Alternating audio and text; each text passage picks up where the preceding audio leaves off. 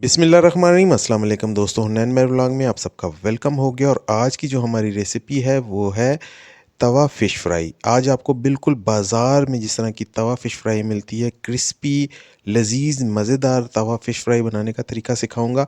और आज अगर आपने ये मुकम्मल वीडियो देख ली तो आप बिल्कुल वो सीक्रेट जान जाएंगे जो सीक्रेट मार्केट में दिखाया जाता है।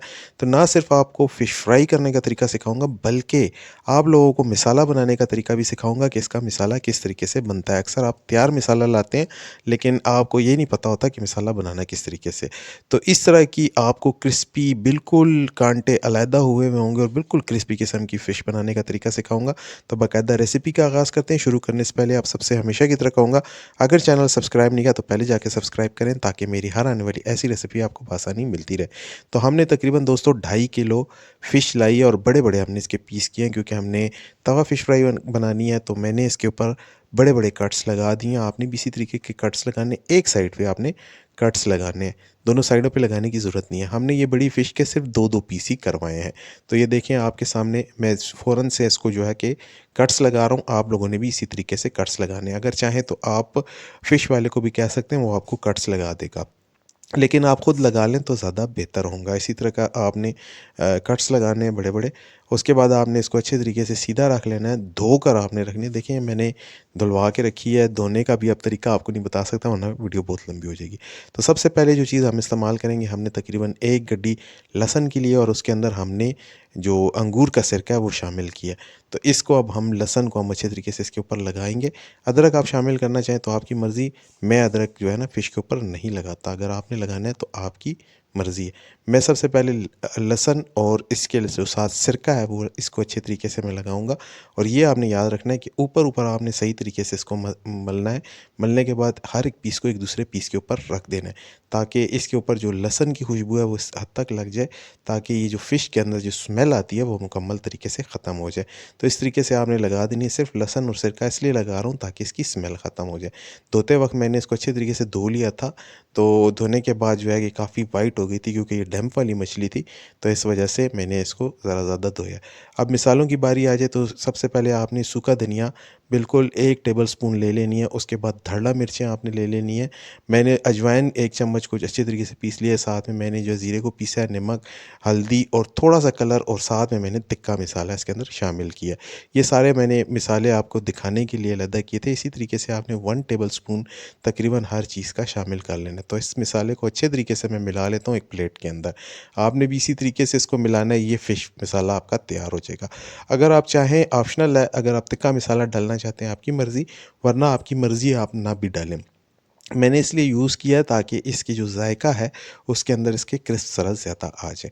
तो इसी तरीके से आपने इसको मिक्स कर देना है। ये देखें, जब इस तरह अच्छे तरीके से मिक्स हो जाए तमाम मसाला, तो आपने इसके अंदर एक और चीज़ को ऐड करना है। ज़्यादातर लोग इसके अंदर कुकिंग ऑयल को डालते हैं। आपने कुकिंग ऑयल को हरगिज़ नहीं डालना। उससे क्या होता है कि आपकी मछली का जो छिलका होता है वो चिपकना शुरू हो जाता है। हमने इसको खुश्क मसाला लगाना है।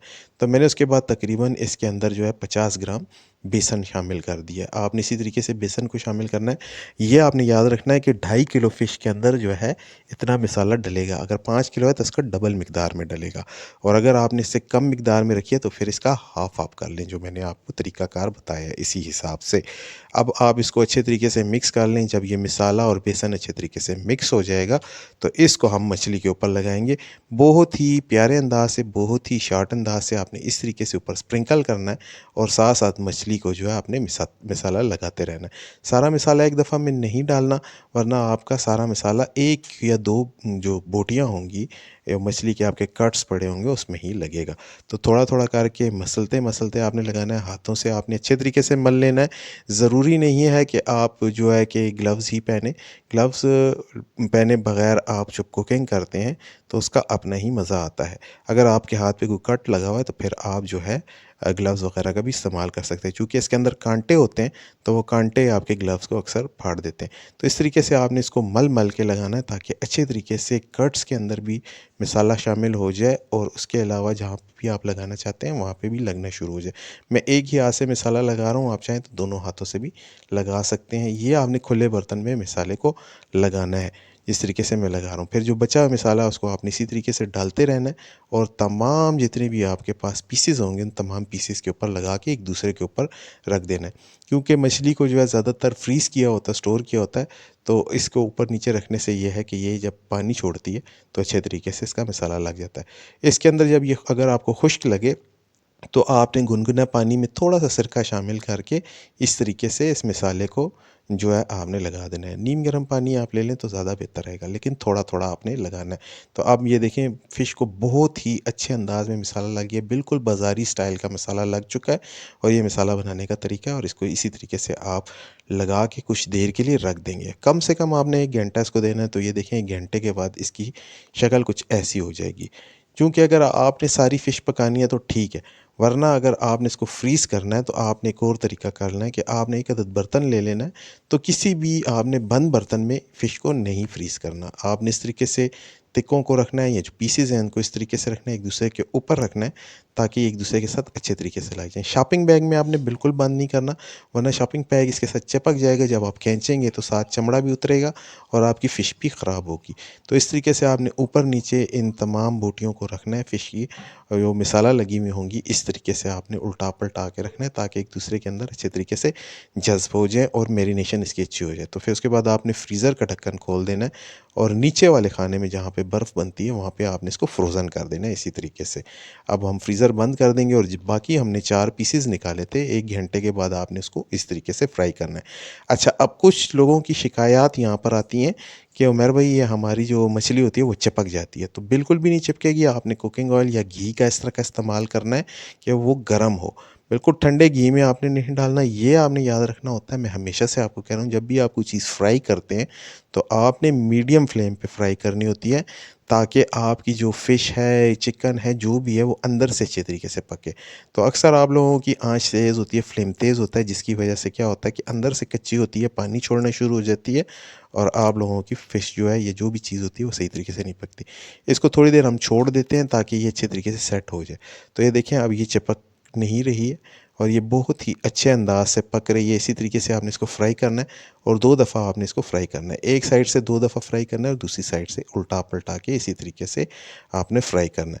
तो ये अब हमारी फ़िश देखें काफ़ी ज़्यादा क्रिस्पी और सख्त हो चुकी है, बिल्कुल क्रिस्प इसके अंदर आ गया और इसकी देखिए स्किन भी बिल्कुल सही पक्की की पक्की जो है हो गई है। बिल्कुल देखिए सख्त हो चुकी है, बिल्कुल कहीं से नरम नहीं है। ये ऊपर से सख्त और अंदर से बिल्कुल मलाई की तरह नरम फ़िश बनेगी। तो अब आपने इसको निकाल लेना है, डिश आउट कर लेना है। हमने 4 पीसेस जो उनसे फ्राई किए हैं और आपने पकाते वक़्त ख़्याल करना है, मुझे तो आदत है मैं हाथ से सटा कर लेता हूँ, आप लोगों ने इस तरह का कोई भी काम नहीं करना, चिमटा आपने यूज़ करना है। तो ये देखें फ़िश हमारी बन के तैयार हो चुकी है और बिल्कुल काफ़ी क्रिस्पी बन चुकी है। इवन इसका जो कांटा था वो भी बिल्कुल क्रिस्पी हो चुका है। तो ये देखें बिल्कुल क्रिस्पी मज़ेदार ज़बरदस्त किस्म की फ़िश तैयार हो गई है। आप इसको घर में ज़रूर ट्राई कीजिएगा और दोस्तों को, अपने बहन-भाइयों को, अपने वालिदैन को खिला के ज़रूर ट्राई करवाइएगा। वो आपको दुआएँ देंगे और हैरान हो जाएँगे कि आपने बाज़ारी फ़िश फ्राई किस तरीके से बनाई है। उम्मीद करता हूँ आज की रेसिपी आप लोगों को समझ आ गई होगी। समझ आई तो अपने दोस्तों के साथ लाज़मी शेयर कीजिएगा। मिलूँगा आपके साथ एक नई वीडियो के साथ, एक नई रेसिपी के साथ। तब तक के लिए भाई को इजाज़त दीजिए। अल्लाह हाफ़िज़।